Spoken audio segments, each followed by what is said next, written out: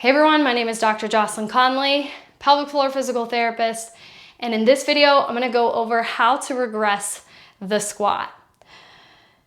First way that I have people typically squat is called the sit to stand or the chair squat.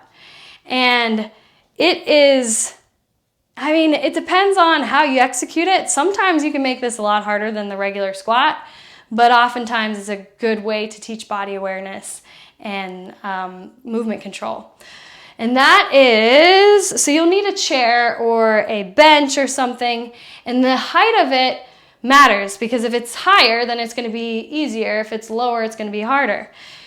Just the same exact setup as a regular squat, you're gonna be in a neutral position and you're gonna sit back into the box or the bench, and then you can sit and reset, making sure you're in neutral, stand back up, or you can tap and stand back up. One of the things what I see here is when someone's chest comes way forward and they're like arching in their back to initiate, and you don't want to do that. You want to make sure your spine stays in neutral the whole time. Same ways I coach to enhance this applies to this as well. So squeezing your glutes or splitting the floor as you stand up and then exhaling as you stand up as well. The other thing is really coming to a dead stop and focusing on this part versus trying to nail down this perfectly, because sometimes people have a hard time sitting back more than the standing up part. Still training the same muscles, but differently. So that when you move down and up, you're starting in your muscles are starting in a position, in a different position, a shortened position than when you're sitting and standing up. So when you're sitting, your glutes are lengthened, your quads are lengthened. And that is a great way to build bulk. So sometimes for me, I'll just do that because I can lift heavier that way. The other way to modify a squat is to hold on to something. You can actually, like I will have like TRX bands or a counter, and I'm just holding on. Like the counter, I'll hold on as I go down and back, or I'll have someone else do it, or I'll hold the bands and I'm going down and back. The other way is to reduce the range of motion.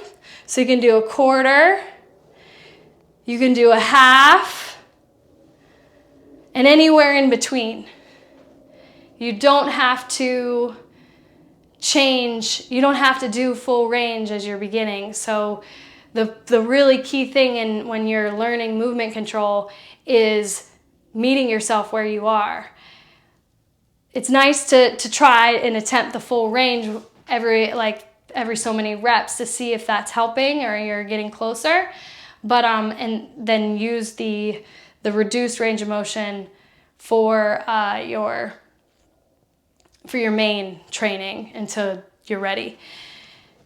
The other thing is you can do a wall squat. Now, I don't like a wall squat because it tends to keep people upright, which is fine in some sense, but it's not not ideal mechanics functionally. So how you would do it is you start, your feet are about a foot away from the wall, and then your chest still comes forward as you stand back up. It's just you're starting in a little bit of more hip flex position. So playing with that, chest comes forward, sliding back up. Not my favorite, but nonetheless can be really helpful for some people. And the other thing is using a machine where you have a back support and it's a leg press.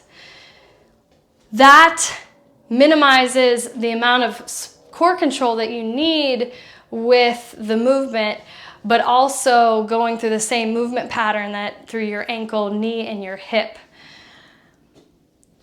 The limitations there is, especially with someone that is early or postpartum or having symptoms of prolapses, all your pressure is there then focused on one area versus if you're not blocked by a machine or a back, your pressures can distribute more evenly elsewhere.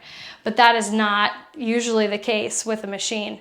But it is great as you're developing core performance if you're not having symptoms of prolapse or issues with pelvic organ support or elsewhere. Hope this video was helpful. If you have any questions, please comment below.